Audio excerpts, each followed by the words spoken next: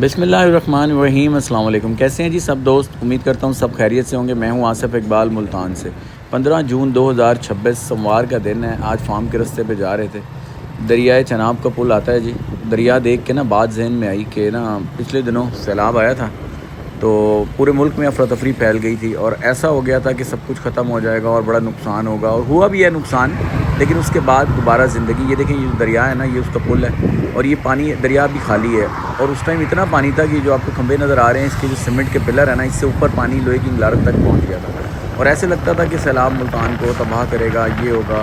تو بہت ساری پریشانیاں ہوئیں، لوگوں کو سامنا کرنا پڑا، لیکن دوبارہ زندگی نارمل ہو گئی۔ اب سب کچھ نارمل ہو گیا، دریا نارمل ہے، سب لوگ اسی طرح زندگی گزار رہے ہیں۔ اسی طرح فارمنگ بھی یہی ہے۔ فارمنگ کے اندر بھی سم ٹائم ایسا ہوتا ہے کہ انسان کو لگتا ہے کہ یار اب یہ ہو گیا، ختم ہو جائے گا سب کچھ، لیکن پھر دوبارہ اگر انسان حوصلہ رکھے ٹھیک ہو جاتا ہے۔ تو بکری فارمنگ جو ہے اس میں بھی بڑے اتار چڑھاؤ ہیں۔ روز آپ کو کسی نئی چیز سے گزرنا پڑے گا، یعنی کبھی آپ دیکھیں گے جانور بیمار ہو رہا ہے، کبھی کوئی اور پرابلم آ رہی ہے، تو خاص طور پہ اس طرح کے ایشوز چلتے رہتے ہیں بکری فارمنگ میں۔ اور سب سے بڑا ایشو جو میری نظر میں آتا ہے جس سے میں بھی بہت پریشان ہوں، وہ لیبر کا ایشو ہے۔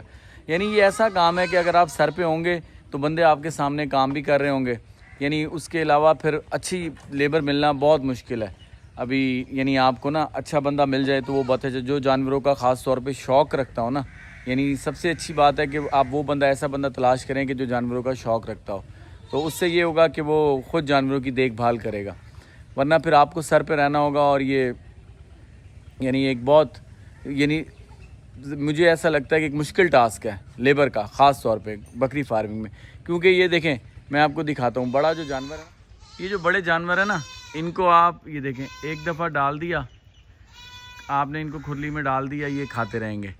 لیکن یہ جو چھوٹے جانور ہیں ان کے ساتھ آپ کو بڑا دیکھ بھال کرنی پڑے گی، یعنی سارا دن ان کے سامنے لگا رہنا ہوتا ہے، صبح شام دوپہر آپ کو دیکھنا ہوتا ہے۔ ماشاءاللہ جانوروں کو ابھی ہم نے ہرا لوسن ڈالا ہے، تو مجھے ایسا لگتا ہے کہ کم ہے، لیکن بس انہوں نے ڈال دی ہے، اور اب ان کو کچھ اور چیز ڈلواتے ہیں۔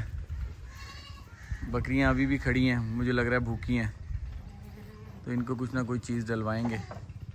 یہ چھوٹی چھوٹی جو چیزیں ہوتی ہیں یہ آپ کو خود دیکھنی پڑتی ہیں، یا تو یہ وہ بندہ دیکھے گا جو جانوروں سے محبت کرتا ہوگا، جو جانوروں کا شوق رکھتا ہوگا۔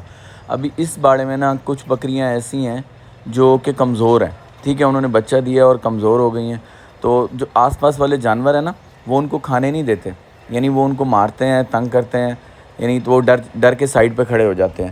تو اگر یہ چیز نہیں دیکھیں گے تو پھر کیا ہوگا کہ جانور وہ کمزور ہو جائے گا، کمزور سے کمزور ہوتا جائے گا اور پھر بیٹھ جائے گا۔ تو یہ چھوٹی چھوٹی باتیں آپ نے خود چیک کرنی ہے۔ یہ بچے دیکھیں، یہ جو بچوں کا باڑا ہے یہ بھی دودھ پیتے بچے بس ہمارے پاس یہی رہ گئے ہیں، 6-7 بچے ہوں گے۔ اس میں صفائی کا پراپر نظام نہیں تھا، یعنی میں نے دیکھا تو صفائی نہیں تھی۔ ایک دن میں نے آ کے ابھی 2-3 دن پہلے یہاں پہ صفائی کی ہے، تو جو گیلا تھا اس کے نیچے سنڈیاں تھیں۔ اب بتائیں اگر سنڈیاں ہوں گی، یہ چھوٹے بچے ہیں، ان کے اندر سنڈیاں اگر چلی گئیں تو انہوں نے کیا گروتھ کرنی ہے؟ آپ کچھ بھی دودھ پلا لیں ان کو، کوئی بھی کام کریں گے تو انہوں نے اس طرح کی گروتھ نہیں کرنی۔ اب دیکھیں یہ چیزیں جو ہیں یہ کون دیکھے گا؟ یہ وہی بندہ دیکھے گا جس کو شوق ہوگا۔ کام کرنے والے نے تو صفائی کر دی اور ہو گیا کام، لیکن یہ چھوٹی چھوٹی چیزیں اگر آپ لوگ نہیں دیکھیں گے تو بچے جو ہے وہ حساس ہے۔ گوٹ فارمنگ کے اندر جو مین پروفٹ ہے وہ بچوں کا ہے۔ اگر بچوں نے اس طرح گروتھ نہ کی، ابھی میں آپ کو آگے دکھاؤں گا بھی صحیح، جو کچھ بچے اس طرح کے رہ گئے ہیں وہ ہماری غفلت کی وجہ سے ہے تو یہ مشکلات کا سامنا کرنا پڑتا ہے گوٹ فارمنگ میں۔ اس کا حل یہی ہے کہ آپ خود، آپ کی نظر ایسی ہونی چاہیے یا کوئی بندے ایسے ہونے چاہیے جن کو ان بکریوں کا شوق ہو، وہ ان کو شوق سے پالیں اور ان کی اسی طرح صفائی اور کیئر کریں جس طرح اپنی کرتے ہیں۔ تو یہ چیزیں اگر ہم ان پہ نظر رکھیں گے تو پھر تو ہے فائدہ۔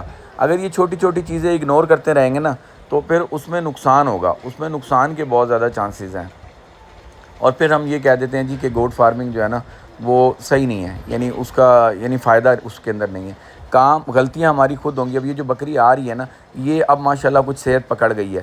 اس سے پہلے یہ بکری بہت کمزور تھی، جلد اس کی روکھی ہوئی تھی، بچے دیے تھے اس نے، اور گرمی بھی کچھ اس طرح کی تھی تو یہ کمزور ہو گئی تھی، جلد پہ بال اس کے اترنا شروع ہو گئے تھے، روکھی تھی، سکن ہو گئی تھی بالکل۔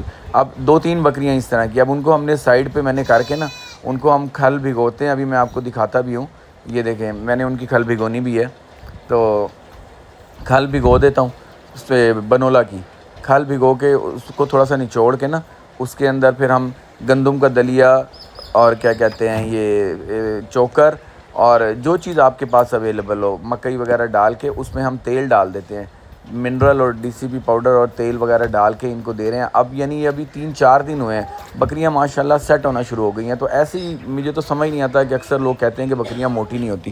آپ خوراک اگر اچھی دیں گے نا تو موٹی ہو جائیں گی. یہ دیکھیں یہ کھل بھیگی پڑی ہے. اب میں آپ کو بچے بھی دکھاتا ہوں. یہ دیکھیں یہ جو بچہ ہے نا، اس کی اس طرح کی گروتھ نہیں ہوئی.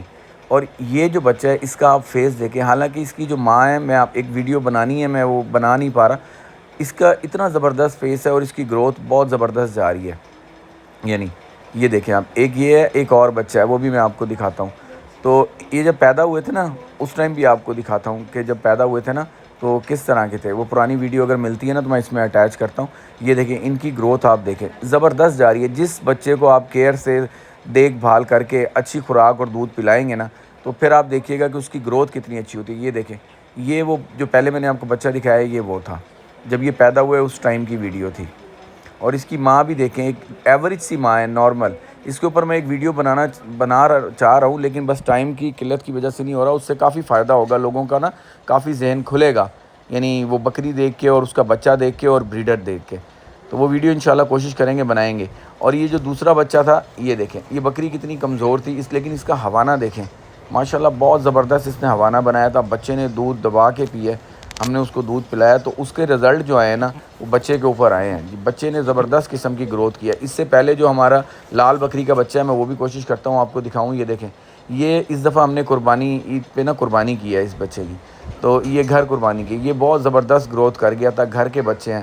تو دیکھیں بکری فارمنگ سے اگر آپ جانوروں کا خیال کریں گے نا تو جانور بھی آپ کو آؤٹ پٹ دیتے ہیں. ایسا نہیں کہ جانور آپ کو آؤٹ پٹ نہیں دیں گے. تو یہ اس دفعہ ہم نے گھر قربان کیا ماشاءاللہ. تو یہ اتنے فائدے بھی ہیں گوٹ فارمنگ کے جی. تو یہی بچے جی بڑے ہو کے یا تو آپ عید پہ اپنی قربانی کے لیے استعمال کر سکتے ہیں یا ان کو سیل کر کے آپ پیسے کما سکتے ہیں نا. تو بکری فارمنگ میں نا اس طرح کے اتار چڑھاؤ آتے رہتے ہیں جس طرح زندگی میں آتے ہیں.